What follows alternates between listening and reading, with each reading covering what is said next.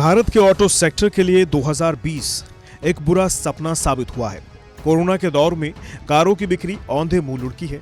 SIAM यानी society of Indian automobile manufacturers के मुताबिक अप्रैल 2020 से दिसंबर 2020 के बीच 17,77,874 यूनिट्स बेची गईं, जबकि इसी अवधि के दौरान साल 2019 में 21,17,920 यूनिट्स की बिक्री हुई थी। यानी अप्रैल से दिसंबर 2020 के बीच कारों की बिक्री में 16% से ज्यादा की गिरावट देखने को मिली। हालांकि दिसंबर महीने में कारों की बिक्री में 2019 के मुकाबले 11% का उछाल भी आया है, लेकिन पूरे साल ऑटो डीलर्स को खरीदारों का इंतजार ही रहा। 1 फरवरी 2021 को वित्त मंत्री अपना तीसरा आम बजट पेश करने वाली है। इसके पहले ऑटो सेक्टर से जुड़े लोगों के मन में कई सवाल उठ रहे हैं। क्या कार निर्माता को इस बजट के बाद कुछ राहत मिलेगी? क्या आम बजट के बाद गाड़ियों की कीमतों में कमी आएगी, या फिर क्या ग्राहक का भरोसा फिर से कायम होगा और खरीदारों के पास बजट के बाद पैसा होगा? अब इन सवालों का जवाब तो 1 फरवरी से पहले नहीं मिलेगा, लेकिन इस सेक्टर से जुड़े लोगों का क्या कहना है, आप भी सुनिए। टैक्स सिंप्लीफिकेशन की डिमांड हमेशा हमारी गवर्नमेंट से रही है। एक एक्सपेक्टेशन हमारी कि टैक्स सिंप्लीफाई हो, और दूसरा टैक्सेशन के जो रेट्स हैं वो थोड़े कम किए जाए। मुझे ऐसा लगता है कि अगर कुछ नहीं किया, अगर हमने इनकम टैक्स को किसी तरीके 10% पे लेके आ जाते हैं, तो पूरी की पूरी इकोनॉमी जीएसटी के अंदर, आई थिंक अगर जीएसटी को बराबर रखा जाए और इनकम टैक्स को 10% कर दिया जाए, तो आज तक का 100 साल का सबसे बड़ा बजट होगा।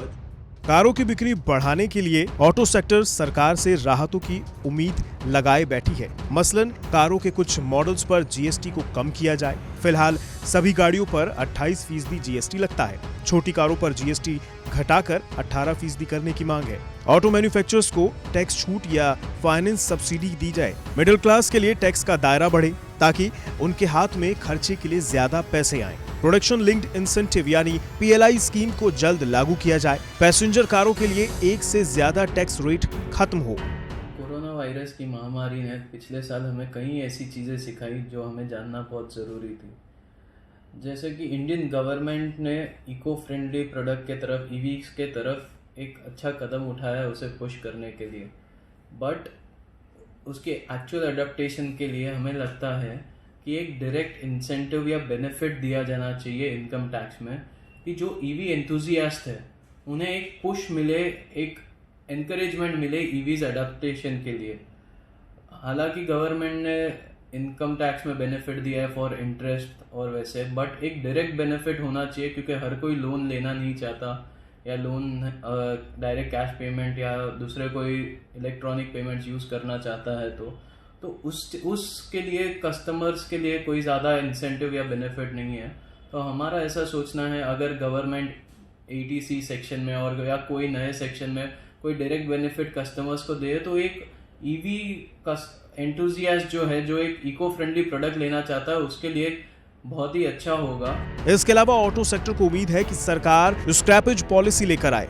सरकार ने पहली बार साल 2016 में स्क्रैपेज पॉलिसी लाने की बात कही थी, लेकिन तभी से ये पॉलिसी अधर में लटकी हुई है। स्क्रैपेज पॉलिसी आने से पुरानी गाड़ियों को हटाकर नई गाड़ी खरीदने पर खरीदारों को कुछ इंसेंटिव मिलेगा, जिससे खरीदार नई गाड़ी खरीदने के लिए प्रोत्साहित होंगे।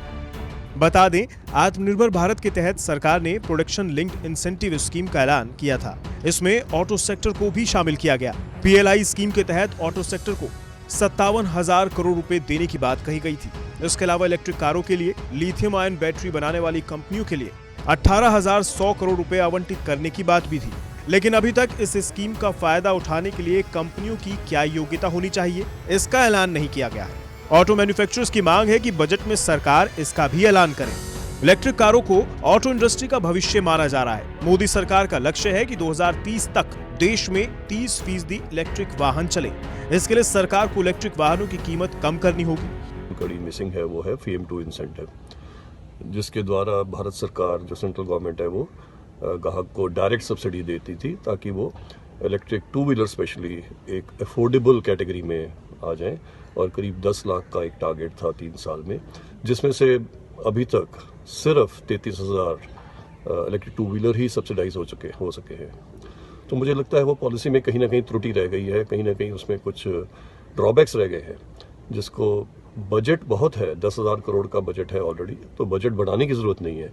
बस वो जो फेम 2 का जो इंसेंटिव की स्कीम है, जो सब्सिडी की स्कीम है, उसको शायद दोबारा देखना पड़ेगा। उसको पिछले बजट में सरकार ने इंपोर्टेड इलेक्ट्रिक वाहनों पर कस्टम ड्यूटी 15% से बढ़ाकर 30% कर दी थी। अब उम्मीद की जा रही है कि इस बार सरकार इलेक्ट्रिक वाहनों पर कस्टम ड्यूटी को घटा सकती है। इसके अलावा इलेक्ट्रिक गाड़ियों की बिक्री को नई रफ्तार देने के लिए ऑटो सेक्टर ने अपनी मांग को वित्त मंत्री के सामने रख दिया है, लेकिन अब देखना होगा कि वित्त मंत्री इनकी कितनी डिमांड्स पूरी कर पाती हैं और कैसे इस बार का बजट कारों की बिक्री को नई रफ्तार देने में कामयाब होता है।